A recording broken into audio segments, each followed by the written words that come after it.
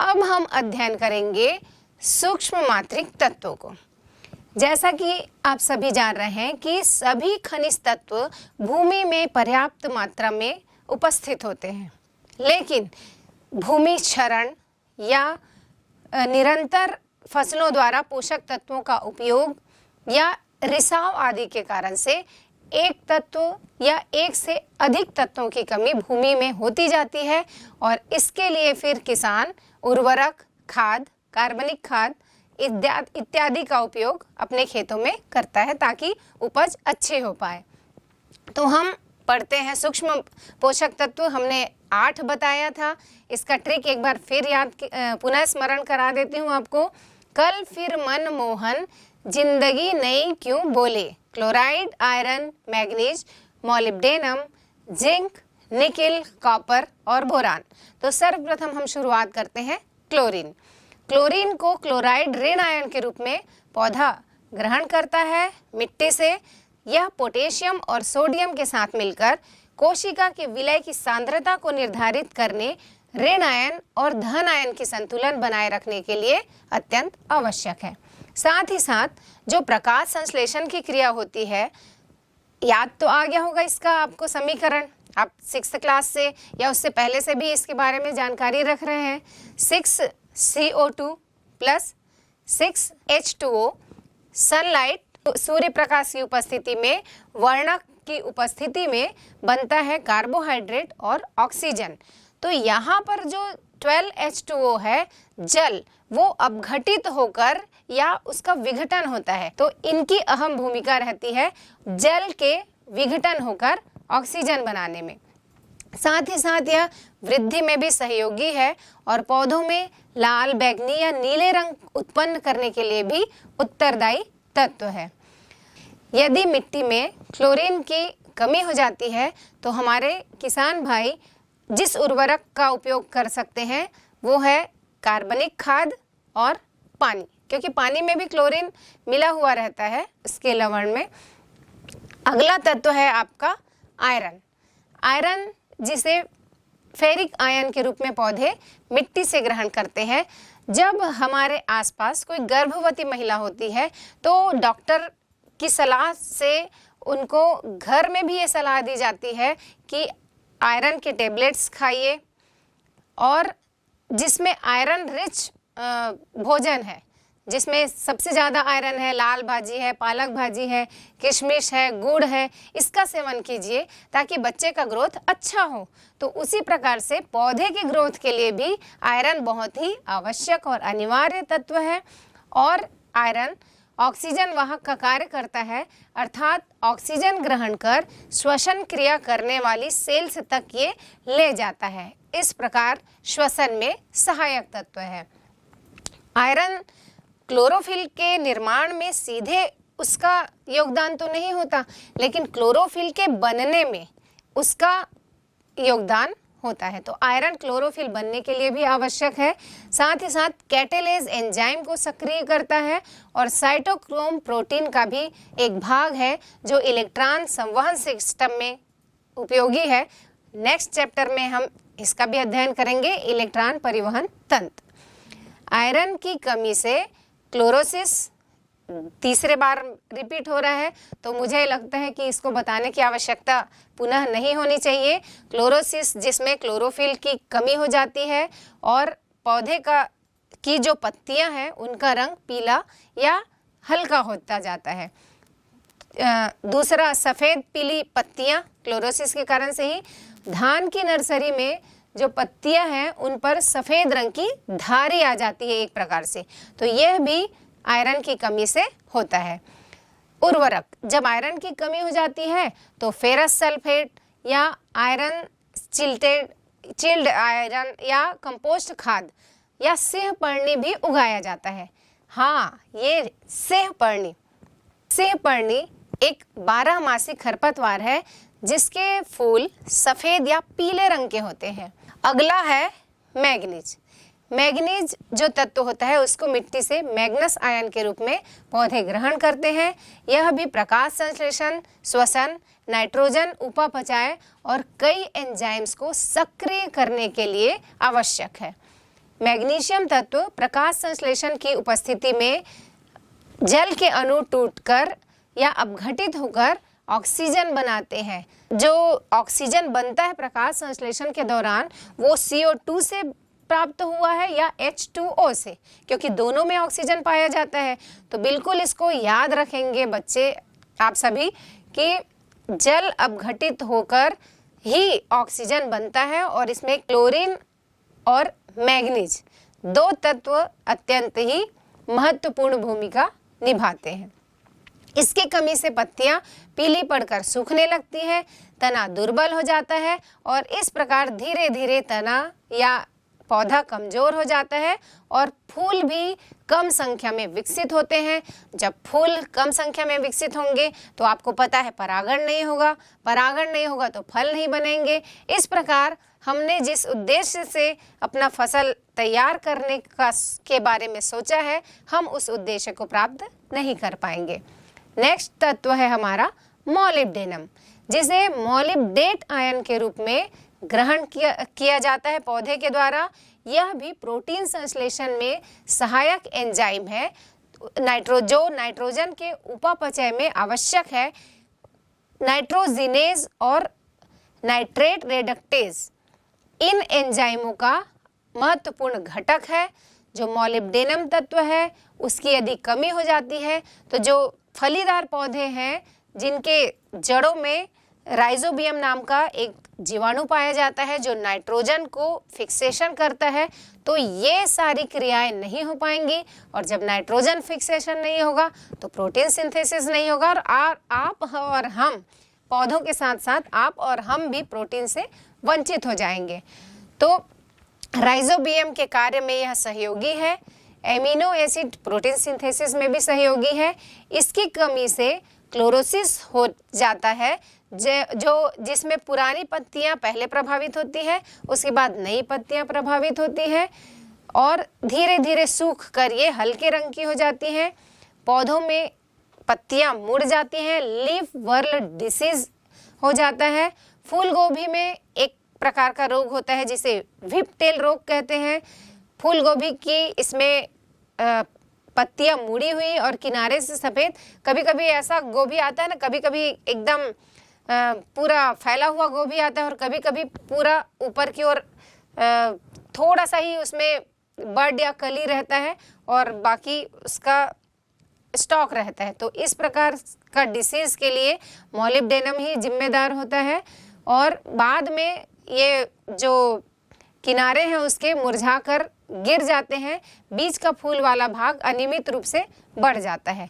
यदि जमीन में मॉलिब्डेनम की कमी होती है तो अमोनियम मॉलिब्डेट मिलाया जाता है जिसमें 52% मॉलिब्डेनम और नाइट्रोजन का मिश्रण होता है। अगला तत्व है जिंक, जिसको जिंक डबल पॉजिटिव धन आयन के रूप में पौधे ग्रहण करते हैं। इनके कार्य है कार्बोक्सिलेज को प्रेरित करना, ऑक्सिन प्रोटीन निर्माण में आवश्यक, पौधों में रोगरोधी क्षमता उत्पन्न करना और हार्मोन्स बनाने में सहायक। साथ ही पौधों की बढ़वार में वृद्धि भी इनके कारण से बाधित हो जाती है। अगर इनकी कमी हो जाती है तो पत्तियां विकृत और सेब और अखरोट जैसे जो फल हैं उनमें मॉटल्ड लीफ डिसीज हो जाता है। चितकबरा पत्ती रोग जिसे कहते हैं, मक्का में स्पेशली वाइट बर्ड डिसीज और धान जो हमारा मुख्य भोजन के लिए पूरे इंडिया में या पूरे छत्तीसगढ़ में यह बहुतायत मात्रा में उपयोग किया जाता है, इसमें खैरा रोग होता है। खैरा रोग क्या होता है? जिसमें इसकी पत्तियों पर पीली धारियाँ पड़ जाती हैं जो बाद में थोड़ी सी रेडिश हो जाती हैं और साथ ही साथ पौधा भी बौना रह जाता है। तो जिंक की कमी से तो पौधों में ये लक्षण दिखते ही हैं पीले धब्बे के रूप में। तो वैसे ही आपके हमारे बॉडी पर भी यदि जिंक की कमी हो जाए तो कुछ स्पॉट, कुछ धब्बे बन जाते हैं और ये धब्बे मॉइस्चराइज़र या कुछ क्रीम लगाने से ठीक नहीं होते हैं। बाल भी झड़ने लगते हैं और संक्रमण होने से घाव भी सही नहीं हो पाता है जिंक की कमी से। तो ये भी याद रखिएगा। अगर आपको जिंक की कमी को पूरा करना है तो रोज़ाना 1 कली लहसुन खाइए। यदि जिंक की कमी हो जाती है तो किसान जिंक सल्फेट और कार्बनिक खाद उपयोग कर सकते हैं। बार बार हम कार्बनिक खाद का जिक्र कर रहे हैं, इसका अर्थ ये है कि हर पोषक तत्व, हर न्यूट्रिएंट्स हमारे जो ऑर्गेनिक खाद या कार्बनिक खाद या हमारा जो कंपोस्ट खाद है उसमें मौजूद रहता है। इसके बाद कुछ तत्व पौधों की वृद्धि के लिए आवश्यक नहीं है, जैसे कैडमियम है, सोडियम है, एल्यूमिनियम है। लेकिन 1985 में डाल्टन ने निकिल को थोड़ा कुछ उसके बारे में प्रकाश डाला है। कुछ पुस्तकों में निकिल के बारे में कोई जानकारी नहीं है और कुछ बुक्स में निकिल के बारे में जानकारी है कि इसकी कमी से पौधे में पानी और क्लोरीन का संबंध बिगड़ जाता है। निकिल जो है यूरिएज एंजाइम द्वारा यूरिया के विघटन में आवश्यक है। नेक्स्ट है आपका कॉपर या तांबा। इसको भी Cu++ आयन या क्यूपरिक आयन के रूप में पौधा ग्रहण करता है। इसकी अधिक मात्रा पौधों के लिए जहरीली होती है या टॉक्सिक होती है। कॉपर आयरन के समान प्रकाश संश्लेषण की रिडक्शन रिएक्शन से जुड़े एंजाइम के साथ संलग्न रहता है। ऑक्सीडेशन रिडक्शन क्रिया में यह सहयोग करता है और इसी क्रिया से पौधे में विकास और प्रजनन की क्रिया हो पाती है। प्लास्टोसाइनिन का भी एक अनिवार्य घटक है और साथ ही साथ इसकी बहुत अधिक मात्रा में तो यह आवश्यक नहीं है क्योंकि यह सूक्ष्म तत्व है। इसकी कमी से पत्तियों के अग्रकों की मृत्यु होने लगती है और धीरे धीरे पत्तियों का जो मांसल भाग होता है वो भंगुर होने लगता है। जो सिट्रस कुल के पौधे हैं, नींबू है, मौसमी है, संतरा है, इनमें अधिक पाया जाने वाला एक पश्चमारी डिसीज होता है जिससे फलों की गुणवत्ता खराब होती है। और आपको हमको किस प्रकार का मौसम्बी, किस प्रकार का संतरा, किस प्रकार का नींबू चाहिए होता है? रस जिसमें ज़्यादा हो। तो पश्चमारी डिसीज में क्या होता है, रस सही नहीं रहता है। इसीलिए कभी कभी हमारे घरों में ऐसा नींबू आता है जिसको हम निचोड़ते जाते हैं पर रस नहीं निकलता। तो हम सोचते हैं कि हम कैसा नींबू दे दिया, दुकान वाले ने, सब्जी वाले ने कैसा हमको फल दे दिया। इसकी कमी से पौधों की वृद्धि भी प्रभावित होती है और यदि कॉपर की कमी है तो कॉपर सल्फेट या नीला थोथा जिसे कहते हैं उसको खेतों में डाला जा सकता है। लास्ट और अंतिम सूक्ष्म तत्व है बोरान, जिसको बोरेट और टेट्राबोरेट आयन के रूप में पौधे ग्रहण करते हैं। शर्करा के स्थानांतरण में, पुष्पन में, फलन, पराग अंकुरण, अपचयन में अत्यंत उपयोगी है। साथ ही साथ यह कपास, सरसों, चुकंदर, नींबू और टमाटर इनके वृद्धि हेतु आवश्यक है और तंबाकू की पैदावार के लिए तो बहुत ही आवश्यक है। मटर कुल के जो पौधे होते हैं जिनको हम फलीदार पौधे कहते हैं, इनमें नाइट्रोजन के लिए ग्रंथिका निर्माण के लिए भी बोरान आवश्यक है। इनकी कमी से, बोरान की कमी से जड़ों के अग्रक भाग नष्ट हो जाते हैं, शाखाओं की वृद्धि रुक जाती है और पुष्प का परिवर्धन जो है ठीक से नहीं हो पाता।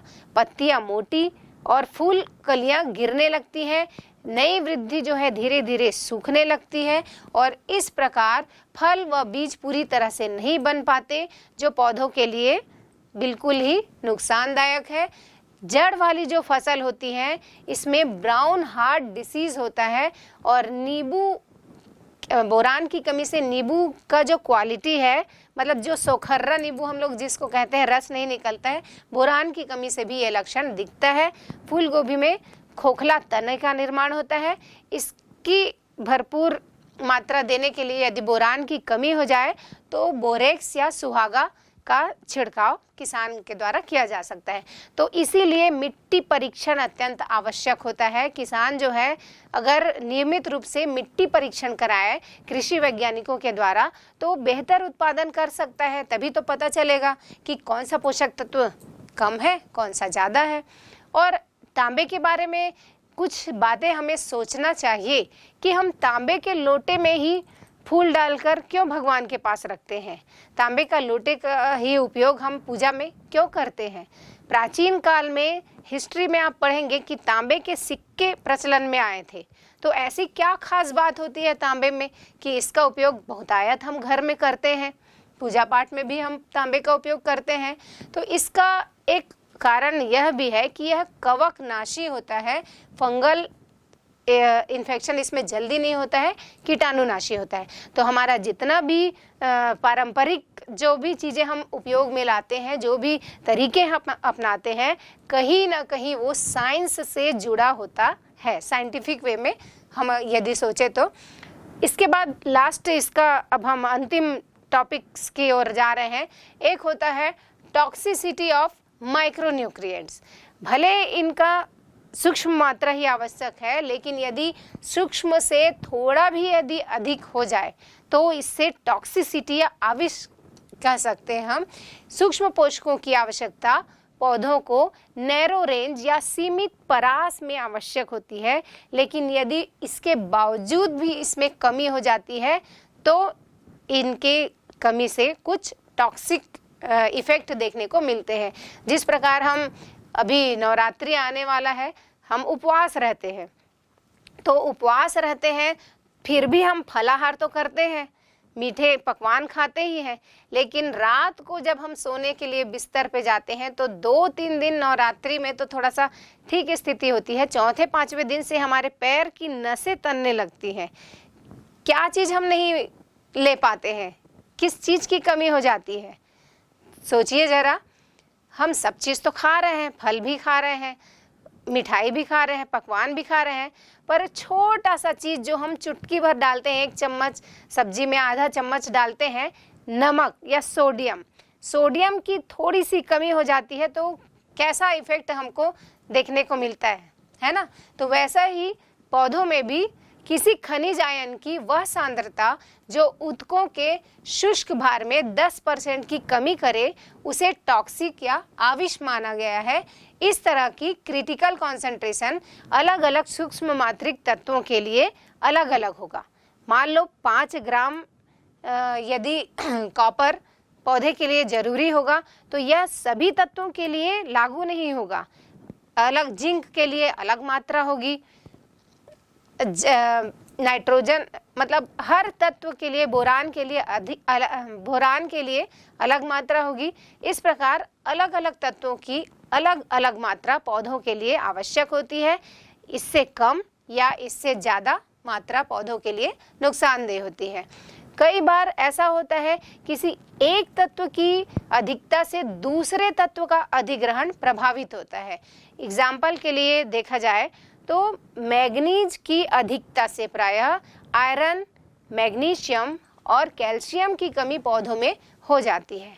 इस प्रकार जो लक्षण मैग्नीज की कमी से प्रतीत होते हैं, वास्तव में वे आयरन, मैग्नीशियम और कैल्शियम की कमी से होते हैं। तो इसकी जानकारी किसानों को होना आवश्यक है कि कौन से तत्व की कमी हो रही है ताकि उसकी आपूर्ति की जाए।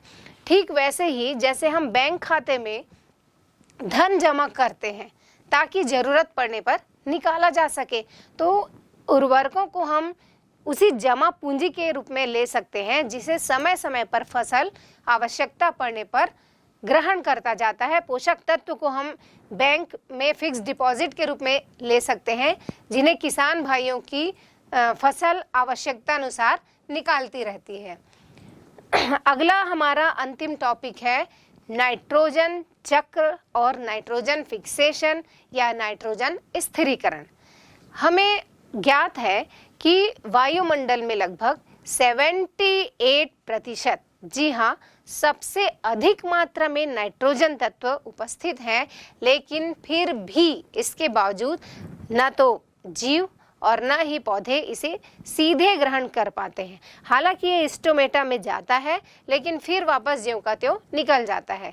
तो नाइट्रोजन को ग्रहण करने लायक स्थिति या पौधे में इस प्रकार से उसको स्थिरीकृत करना कि वो पौधे उसको ग्रहण कर सके, उस रूप में बदलना, इसे ही नाइट्रोजन स्थिरीकरण या नाइट्रोजन फिक्सेशन कहते हैं। क्षितिज जल पावक गगन समीरा पंच तत्व यह अधम शरीरा, अर्थात हमारा शरीर जो जिन तत्वों से मिलकर बना है उन तत्वों में पुनः फिर वापस हो जाता है। तो इसी प्रकार से जितने भी जैविक चक्र चलते रहते हैं उसमें से एक है नाइट्रोजन चक्र।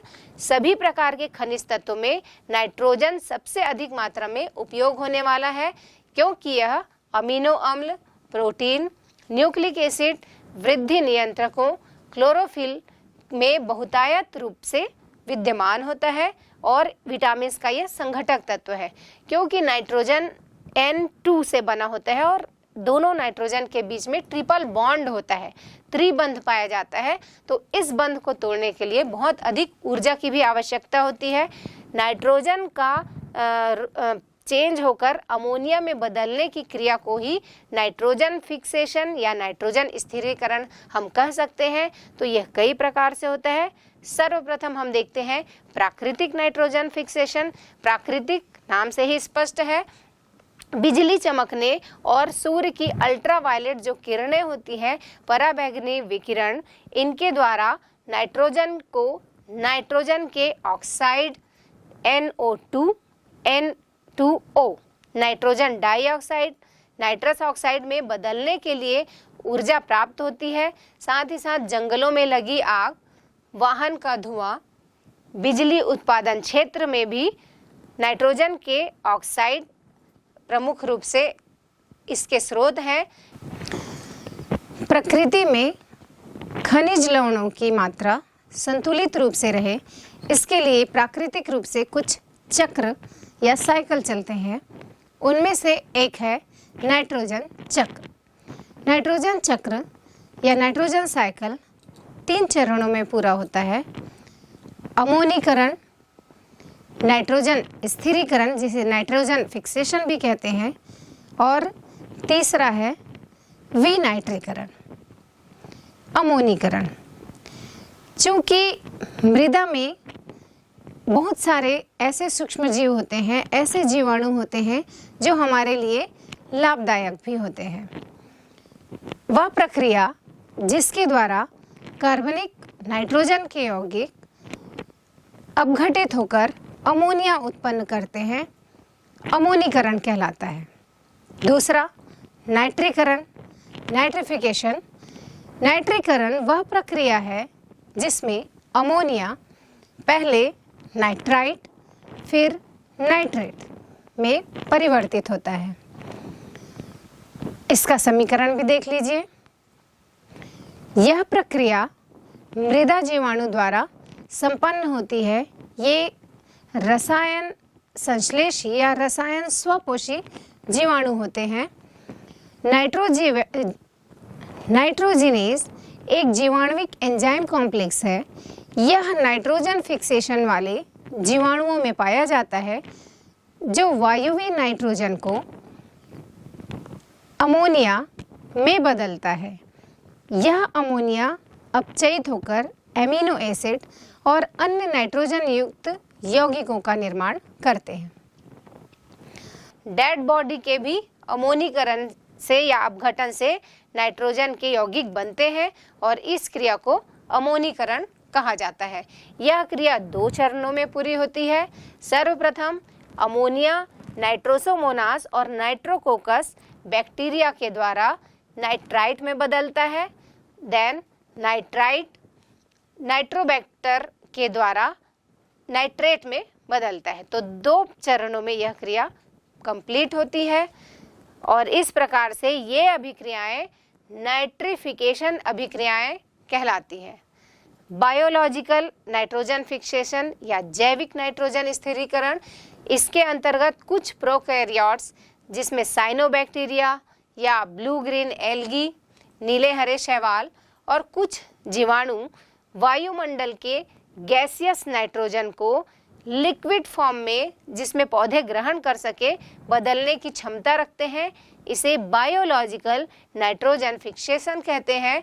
नाइट्रोजन को अमोनिया में बदलने के लिए या नाइट्रोजन के यौगिक में बदलने के लिए बहुत ही उच्च ऊर्जा की आवश्यकता होती है।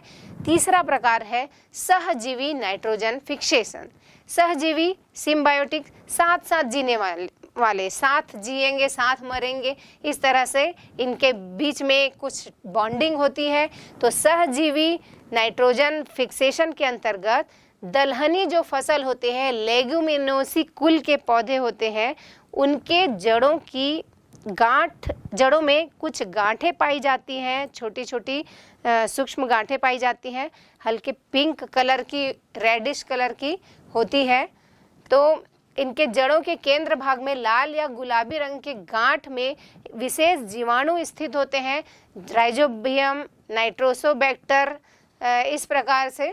और ये जीवाणु, इसमें राइजोबियम मुख्य है जो छड़ के आकार का होता है। मीठी मटर, चना, मसूर, सोयाबीन, मतलब जितने भी प्रोटीन रिच प्रोडक्ट है, फूड है या भोज्य पदार्थ हैं, उनमें, उनकी जड़ों में यह जीवाणु सहजीवी के रूप में रहता है। एक दूसरे से ये लाभान्वित होते रहते हैं। जीवाणु को रहने के लिए घर मिलता है, खाने के लिए भोजन मिलता है जो प्लांट उनको प्रदान करता है, और पौधे को नाइट्रोजन प्राप्त होता है जो जीवाणु उनको लिक्विड फॉर्म में, गैसियस जो नाइट्रोजन है उसको लिक्विड फॉर्म में बदल के उनको ग्रहण करने लायक प्रोडक्ट में परिवर्तित करता है। तो इस प्रकार यह जो स्थिति है, यह जो क्रिया है, उसे हम सहजीवी नाइट्रोजन फिक्सेशन कहते हैं। यदि इस बैक्टीरिया को हम फलीदार पौधों की जड़ में न डालकर यदि हम गेहूं या धान के पौधों में डाल दें तो क्या तो भी नाइट्रोजन फिक्सेशन होगा? बिल्कुल नहीं, क्योंकि यह जीवाणु लेगुमिनोसी या फलीदार पौधे के जड़ों में ही सहजीवी रूप में उपस्थित हो पाता है या सहजीवी संबंध स्थापित कर पाता है। तो ये था नाइट्रोजन फिक्सेशन। अब देखते हैं नाइट्रोजन फिक्सेशन करने वाले जो बैक्टीरिया हैं या सूक्ष्मजीव हैं, वो किस प्रकार से नोड्यूल्स या ग्रंथिका बनाते हैं। फॉर्मेशन ऑफ नोड्यूल्स, ग्रंथिकाओं का बनना। आप सभी को बार बार यह बताया जा रहा है कि जो लेगुमिनेसी कुल या प्रोटीन उत्पादन करने वाले कुल, जिसे हम कह सकते हैं दलहनी फसल, इनकी जड़ों की गांठ में ही ये नाइट्रोजन स्थिरीकरण करने वाले जीवाणु विद्यमान रहते हैं या सहजीवी संबंध स्थापित करते हैं। तो सर्वप्रथम लेगुमिनस पौधों की जड़ों में ग्रंथियों का निर्माण राइजोबियम के संक्रमण के पश्चात ही होता है, जो एक प्रकार से पौधे की जड़ व राइजोबियम में सहभागिता या सिम्बायोसिस का एक उदाहरण है।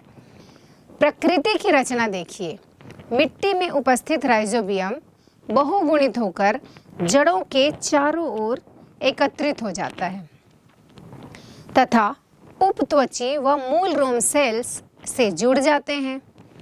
जीवाणु मूल रोम पर आक्रमण करके उनके कॉर्टेक्स तक पहुंच जाता है। इन नोड्यूल्स में या पूरा कॉर्टेक्स तक पहुंचने के पश्चात ग्रंथिकाओं का निर्माण हो जाता है। इन ग्रंथिकाओं या नोड्यूल्स में वही नाइट्रोजिनेज एंजाइम उपस्थित होता है। वह लेग हीमोग्लोबिन जैसे सभी जैव रासायनिक संघटक विद्यमान होते हैं। नाइट्रोजिनेज एंजाइम एक प्रकार का मोलिब्डेनम आयरन प्रोटीन कॉम्प्लेक्स है जो वातावरणीय नाइट्रोजन को अमोनिया में परिवर्तन में उत्प्रेरित करता है। एक इंटरेस्टिंग बात यह भी है कि स्वतंत्र अवस्था में ये सूक्ष्मजीव ऑक्सी होते हैं, लेकिन नाइट्रोजन फिक्सेशन के समय ये अनाक्सी हो जाते हैं और नाइट्रोजिनेज एंजाइम की सुरक्षा करते हैं। एक छोटा सा और टॉपिक है इसमें, विलेय स्थानांतरण। विलेय स्थानांतरण का संबंध है कि जो खनिज लवण है जमीन से पौधे जिसे अवशोषित करते हैं जड़ों के द्वारा, वो पौधे में किस प्रकार पहुंचता है। खनिज लवणों का एक क्षेत्र से दूसरे क्षेत्र में जाना स्थानांतरण कहलाता है। यह दो प्रकार से होता है, एक सक्रिय अभिगमन और एक निष्क्रिय अभिगमन। पिछले पाठ में इसका आप अध्ययन कर चुके हैं। जाइलम के माध्यम से ही खनिज लवण पादप के एक भाग से अन्य भाग में स्थानांतरित होते हैं। बच्चों, आपको याद ही होगा कि मैंने पाठ के बीच में आपसे एक प्रश्न किया था और कही थी कि आप इसे ज़रूर ढूंढ कर लाएं। कुछ याद आया? सिंह पढ़ने बूटी हम पढ़े थे वहाँ पर। बिछुआ का पौधा, मैंने आपको ये प्रश्न दिया था और ये भी कहा था कि पाठ के अंत में मैं आपको बताऊंगी। तो बिछुआ का पौधा एक बूटी है, एक छोटा पौधा है जो पहाड़ी क्षेत्र, उत्तराखंड, हिमाचल या फिर नमी वाले स्थानों पर पाया जाता है। ये कोई जीव नहीं है, ये प्लांट है। इसका बिछुआ नाम क्यों रखा गया है या बिच्छू बूटी क्यों कहा जाता है? क्योंकि इसकी जो पत्तियां होती हैं थोड़ी कटीली और खुरदरी होती हैं। यदि हम सामान्य रूप से इसको पकड़ लें या हमारी त्वचा से स्पर्श हो जाए तो हमारी स्किन में खुजलाहट हो सकती है, थोड़ी झंझनाहट हो सकती है। इसका कारण यह है कि उसमें फॉर्मिक एसिड या फॉर्मिक अम्ल पाया जाता है, जो चींटियों में भी पाया जाता है। चींटी के काटने से खुजलाहट होता है ना, तो उसमें भी बिच्छू बूटी में यह पाया जाता है। और बिच्छू बूटी का जिक्र मैं आयरन पढ़ाते समय इसलिए कि क्योंकि इसका बहुत ही औषधीय उपयोग है और लीवर और बहुत सारी बीमारियों को जड़ से मिटाने के लिए या इनके इलाज में आयुर्वेदिक रूप से इसका उपयोग सदियों से किया जा रहा है। साथ ही साथ इसमें आयरन की मात्रा, कैल्शियम, मैग्नीशियम, फास्फोरस, बहुत सारे तत्व तो उसमें मौजूद ही होते हैं, लेकिन आयरन की मात्रा 1.46 मिलीग्राम बहुतायत रूप में प्राप्त होती है, इसमें मिलती है। तो इस प्रकार से हमारा पौधा जगत है वह बहुत सारी आयुर्वेदिक चीज़ों से भी भरा पड़ा हुआ है और जिसका उपयोग हम समय समय पर स्वयं को स्वस्थ रखने के लिए भी कर सकते हैं। अभी तक हमने इस पाठ का अध्ययन कई बिंदुओं पर किया, तो एक अंत में इसका हम सारांशीकरण या सारांश देखते हैं कि हमने इस पाठ में क्या क्या चीज़ें सीखी। सर्वप्रथम हमने जल संवर्धन तकनीक के बारे में, या जिसे हाइड्रोपोनिक्स कहते हैं, उसके बारे में जाना कि मृदा के अनुपस्थिति में भी पोषक विलयन में पौधों को उगाया जा सकता है। तत्पश्चात पौधों में माइक्रो और मैक्रो न्यूट्रिएंट्स, सूक्ष्म पोषक तत्व और वृहद पोषक तत्व के बारे में विस्तार से हमने अध्ययन किया। वृहद पोषक तत्व उन पोषक तत्वों को कहते हैं, उन खनिज तत्वों को कहते हैं जो पौधों के ऊतकों में अधिक मात्रा में विद्यमान होते हैं। सूक्ष्म पोषक तत्वों के अंतर्गत उन तत्वों को लिया गया है जो पौधों के ऊतकों में कम मात्रा में या सूक्ष्म मात्रा में या अल्प मात्रा में विद्यमान होते हैं। क्लोरोसिस, क्लोरोसिस के बारे में हमने जाना कि हरे पौधे या क्लोरोफिल युक्त पौधे और तने की वह असामान्य दशा जिसमें तनों और पत्तियों में पीलापन आ जाता है, क्लोरोसिस कहलाता है। नेक्रोसिस हमने देखा कि प्लांट के ऊतकों की स्थानीय मृत्यु हो जाती है। बौनापन या अवरुद्ध पादप वृद्धि, इससे पादपों का या पौधों का डेवलपमेंट मंद हो जाता है। आविष्टता के बारे में हमने अध्ययन किया कि किसी भी तत्व का सूक्ष्म मात्रा भी यदि अधिक या कम हो जाती है तो इसका पौधे पर कौन सा लक्षण, कौन सा बीमारी उनमें प्रकट होता है या प्रतीत होता है, इसके बारे में हमने अध्ययन किया। खनिज लवणों के एक स्थान से दूसरे क्षेत्र में जाना, स्थानांतरण के बारे में हमने जाना। और अंत में हमने अध्ययन किया नाइट्रोजन चक्र। नाइट्रोजन चक्र जो है 3 चरणों में पूरा होता है। अमोनीकरण, नाइट्रोजन फिक्सेशन या नाइट्रोजन स्थिरीकरण और विनाइट्रीकरण। तो इस प्रकार से इस पाठ के अध्ययन से हमने यह संपूर्ण जानकारी प्राप्त की कि प्रकृति में कितने प्रकार के खनिज तत्व होते हैं जो पौधों के लिए आवश्यक हैं, कौन कौन से तत्वों को पौधा ग्रहण करके इसका उपयोग कर पाता है। ग्रहण तो लगभग बहुत सारे तत्वों को करता है, लेकिन विशेष रूप से किन तत्वों की आवश्यकता उनको अधिक है।